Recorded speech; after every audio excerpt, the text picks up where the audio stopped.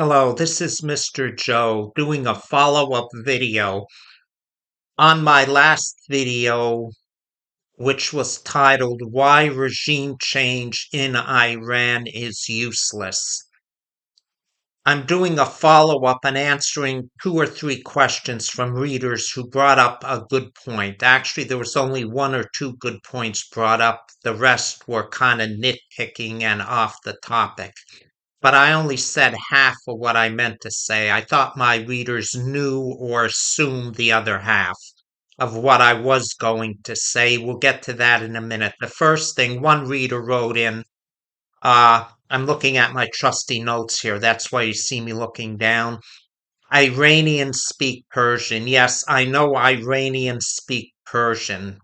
So why nitpick? Iran was called Persia in ancient times, and they speak Persian. Why bring this up at all? The second thing is, okay, I said Iranians, I don't want regime change. And many people wrote in 80%, 90% do want regime change. I only said half of what I meant to say. The other half was Iranians don't want regime change. And here's the other half. That includes an American puppet government. They don't want a regime that's going to be entirely subservient to the United States government. That's what I meant to say. And I thought many of my American viewers would pick up on that, but some didn't. I can understand maybe you have to say what you mean. I was thinking it when I said Iranians don't want regime change. No nation on earth wants regime change where they're going to be under the thumb of another government or a puppet government, especially like the United States has in mind for Iran. Donald Trump, I honestly think, is losing his mind.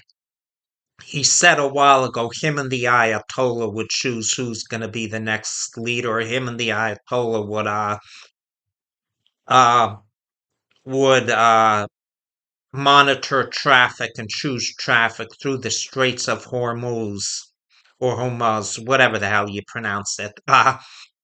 And he also was saying he would have a pick in the next leader. This is delusional and crazy. No one there is going to allow Donald Trump to pick who the next leader is. That would be like the Iranians messaging Washington, they're going to choose who the next leader is, or they're going to choose who the next Christian pastor of a church is going to be. That's completely wacko. Marjorie, I just saw a recent tweet today, Easter Sunday. Marjorie Taylor Greene made a tweet where she said they should all fall down on their knees and beg for forgiveness. That's true. Jesus did say we should talk peace, strive for peace.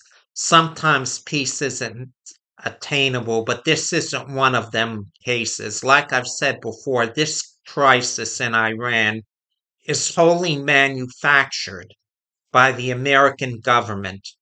We are destroying Iran's Navy, Air Force, and perhaps some military buildings. Well, some military buildings, or perhaps some civilian buildings producing consumer goods because of Israel.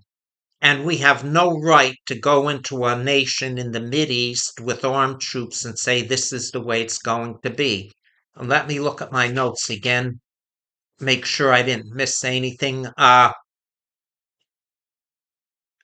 One reader wrote into me and says they've been against us and opposing us since the 1980s and before. Yes, because first we sent troops to Iraq during the 80s. Then the 1990s, then President George Bush Sr. made up the fake and phony excuse that Iraq had weapons of mass destruction. They didn't want to say nuclear weapons, so they came up with the phrase weapons of mass destruction. And the first time I heard that, I knew they were alluding to, hinting at nuclear weapons, but they didn't want to say it. Why?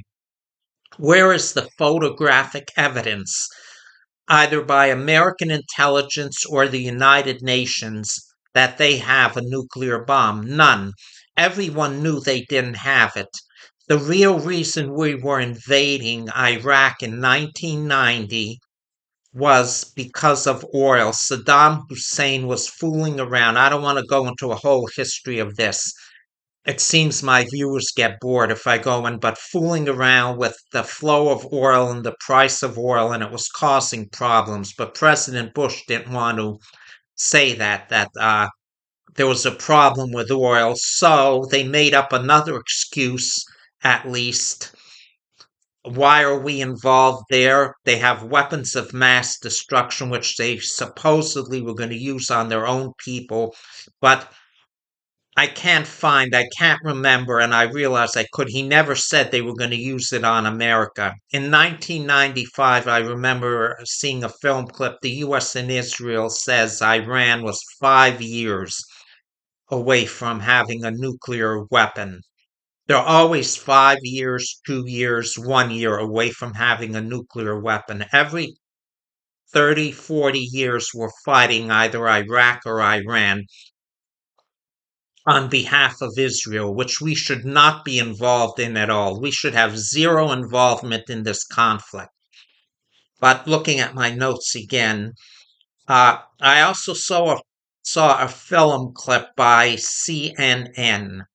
CNN had Jake Tapper and a reporter. I seem to remember her name. I don't watch CNN that much, being part of the fake news media, phony news, fake news. She said Iranians are supposedly celebrating in the streets that we're invading Iran now. That is so insulting and disgusting and stomach turning. They are not celebrating in the streets because we're invading, and they're not celebrating because they want American democracy. This is part of the bullshit news media, American lamestream media, which turns out bullshit news to suit themselves and the government when it suits everyone's purpose to justify the war. Then they showed CNN in the same film clip, they showed masses of Iranians waving the Iranian flag. Well, what they didn't tell you was this wasn't because of America invading to free them from the dictatorship. This was because they're united against America. When you send troops to another country, you are an invader and occupier. And that's what the American, sadly, that's what the American empire has become. We are now invaders and occupiers. We went over Iraq for no reason, tried to impose our will on them. Then we were in Afghanistan for 20 years, stealing their oil like we did with Iraq's oil. I had a cousin who was a civilian. He died 2 years ago of asbestos poisoning. He worked as a civilian on an oil rig in Afghanistan, an oil rig. Now, if we're there to bring democracy to Afghanistan, just what are we doing taking their oil? This is all about mineral rights, about money. Mineral rights like oil, gold, lithium, copper, brass translates into millions, hundreds of millions, or billions of dollars. So that's why we're there, in case you don't know. Iran, number one, we're there on number one on behalf of Israel, and number two because Donald Trump now wants to steal Iran's oil. He said in a recent film clip he wants to go to Karg Island and control the flow of oil. Well, 6 months ago, he said, we are not at war with Iran, but with their nuclear program. Then he went back on every promise he made. It seemed like he made promises which he had no intention of keeping, and he intentionally lied. I'm sure of that because soon after the Iranian invasion commenced, he said they had been planning it for months. Well, if they'd been planning it for months, then why did he say 6 months ago, we're not at war with Iran, just their nuclear program? He said we obliterated their nuclear program in 1990. No, sorry.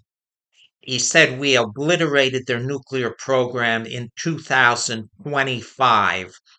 Then, come 2026, we're going back to bomb them. When the nuclear obliterate, in case you haven't gotten the meaning and understand, means to wipe out completely, leaving no trace, then why are we there? Oh, to make sure we did it. Another phony, fake bullshit excuse, if I ever heard it. So now we're waging war on Iran to get them to accept a peace deal, which they're never going to do. And you can't talk peace and talk war at the same time. Donald Trump said if Iran doesn't make a deal, I'll knock the hell out of them before starting this useless war. So, oh, and Trump went one better than President Bush. President Bush never said that Iraq had a nuclear weapon. But President Trump now says Iran is close to having a nuclear weapon. They want to use it on us, and Carolyn Levitt is lying and saying they want to kill everyone in the White House. Well, now that we bombed them, I guess they do want to kill people. You can't bomb the hell out of someone for no reason and expect them to talk peace. It's like the old saying, this is indeed a vicious animal. When attacked, it defends itself. I said it before and I'm going to say it again in videos. Iran posed no danger, nuclear or otherwise. Their navy did not fire or shoot at our navy, which would justify sinking the frigate Dana, DENA. These men were murdered in cold blood because Donald Trump said to Iran, we are at war, you're going to make a deal or I'm going to unleash hell. When they didn't, he had them blow up the ship, then among other things. So, my fellow Americans, it's up to you. Write to your congressman and tell them you don't want war with Iran. This is a useless war. Israel gains everything and we gain nothing. We already had a good relationship with the Arabs, the Islamic world before, and we don't need another endless war like Vietnam, which 30 years later, one of the men, I can't remember who, in President Nixon's administration said it was a mistake getting involved in Vietnam, and it's a major mistake getting involved in Iran. This is Mr. Joe signing off. Hope you have a happy Easter.